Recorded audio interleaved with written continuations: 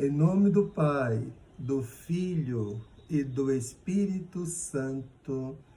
Amém. Seja bem-vindo para mais um encontro com Jesus, com sua palavra. Não canso de dizer, encontrando uma palavra, encontramos com Jesus. Buscando na Eucaristia, temos a vida dele em nós. E é a partir da vida de Jesus em nós que podemos, de fato, viver de verdade. Não é de outro jeito. Não é de outro jeito que nós podemos viver, senão em Jesus. Por isso ele vem ao nosso encontro diariamente. Se você tem aí na sua casa a Sagrada Escritura, e deve ter, pronto, ali está o seu momento de encontrar com Jesus. Se você tem aí próximo da sua casa uma igreja, uma capela, e deve ter, pronto, ali está o local do seu encontro físico com Jesus, onde você vai recebê-lo, onde ele vem ao seu coração e vai te transformando todos os dias para compreender aquilo que às vezes chega diante de nós e é tão assustador. E nós ficamos assim, nos questionando, meu Deus, será agora? Agora será o fim? Nesse evangelho de hoje, que está aqui na descrição do vídeo, Jesus está no templo. E as pessoas admiradas com a beleza do templo, com o esplendor do templo, e comentam com Jesus sobre isso, e ele diz assim, tudo isso será destruído. Meu Deus, né? Tudo isso será destruído. E depois ele vai dizendo porque não ficará pedra sobre pedra. E aí ele vai falando do seu tempo, do seu retorno, não é? Ele vai dizendo de coisas que vão acontecer, terremotos, catástrofes e etc, etc, sinais no céu e tantas outras coisas. E ele vai dizer, cuidado, cuidado para que vocês não sejam enganados. Veja bem, cuidado para que vocês não sejam enganados. Vão dizer que ele está ali, que ele está acolá. É mentira. Pois leia o texto do Evangelho, está dizendo isso. É interessante que muitas pessoas vivem uma expectativa muito aguçada com relação à parousia, com relação à vinda de Jesus. O fato é, ninguém sabe nem o dia nem a hora, só o Pai sabe. Ok.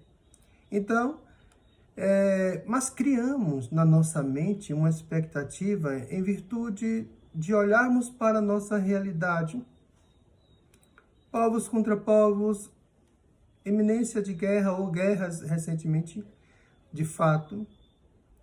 A perseguição religiosa tão devastadora. Nós somos hoje a porção religiosa mais perseguida no mundo. Aí nós temos, então, outras situações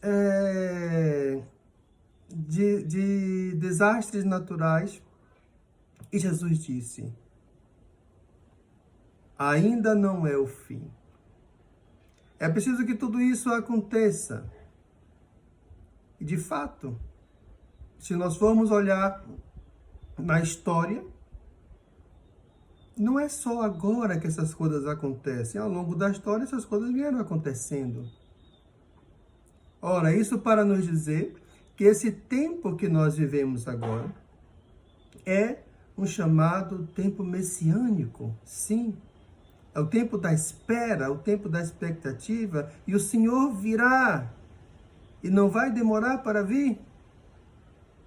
Ora, então, qual deve ser a nossa atitude? Se o Senhor virá, pronto, é simples, eu tenho que estar pronto. Você precisa estar pronta. Não precisamos ficar escarafuchando,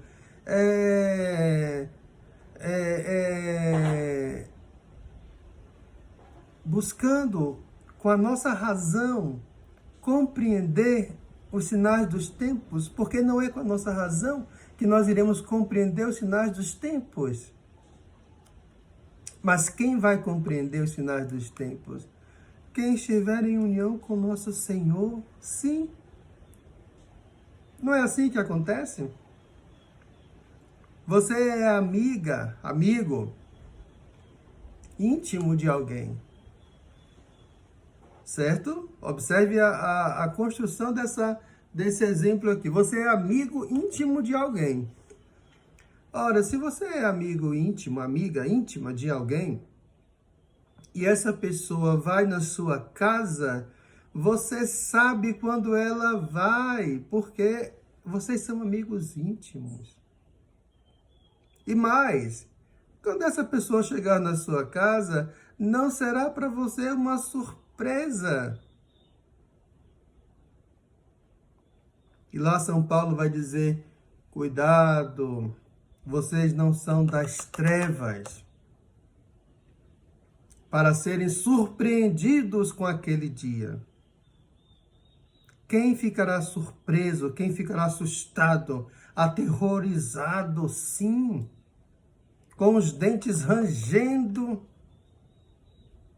são aqueles que estão nas trevas, aqueles que não estão se preparando ou não estão preparados para receber Jesus. Por isso que eu estou aqui colocando essa comparação.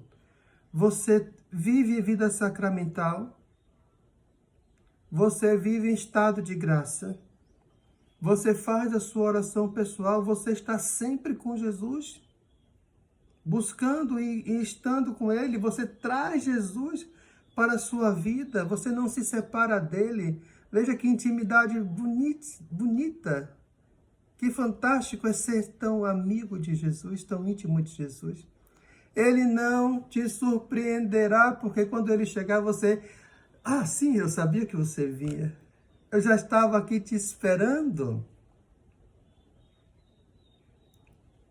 Mas aquelas outras pessoas agoniadas e preocupadas, não com a vinda de Jesus, mas preocupadas porque não vão mais ao shopping, preocupadas porque não vão à praia. E como será?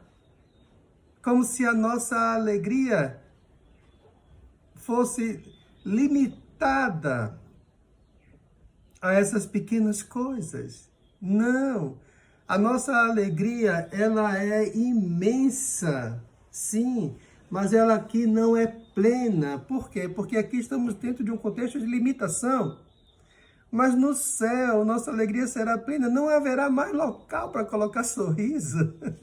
Não haverá mais lugar para conter, para colocar tanta felicidade que é estar com Deus.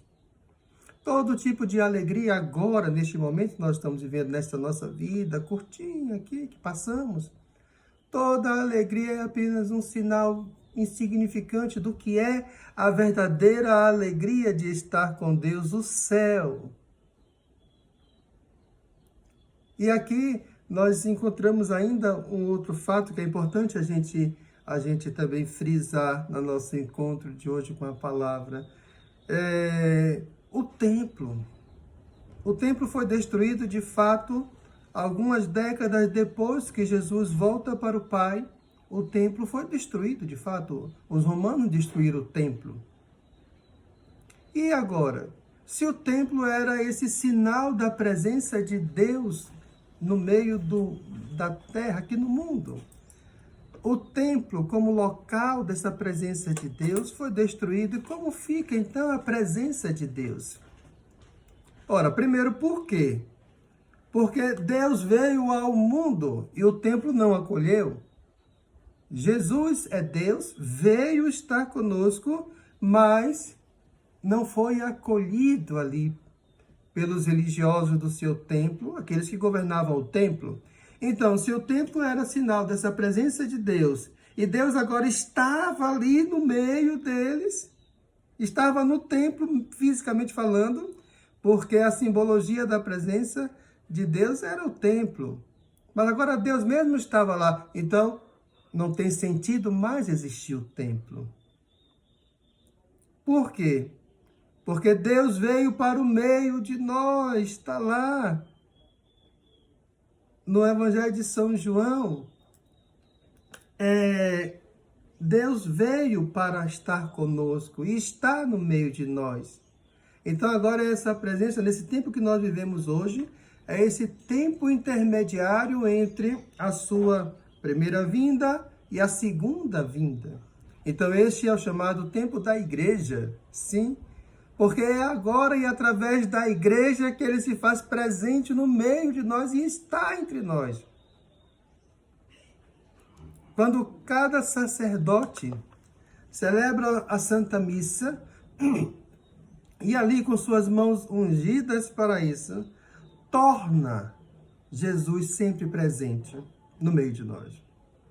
Então, essa presença não está mais limitada a um local físico, a um templo, mas está em cada coração que o recebe e o acolhe e vive com ele. Queria que hoje vocês guardassem esse pensamento. Se eu tenho intimidade com Jesus, se eu vivo com ele na minha vida de oração, eu não tenho que temer com relação à vinda dele. E mais, saberei quando ele estiver vindo. E provavelmente não saberei pela internet, mas sim pela vida de oração e intimidade com Jesus. Mas, como ele mesmo disse, cuidado. Que Deus nos abençoe. Em nome do Pai, do Filho e do Espírito Santo. Amém.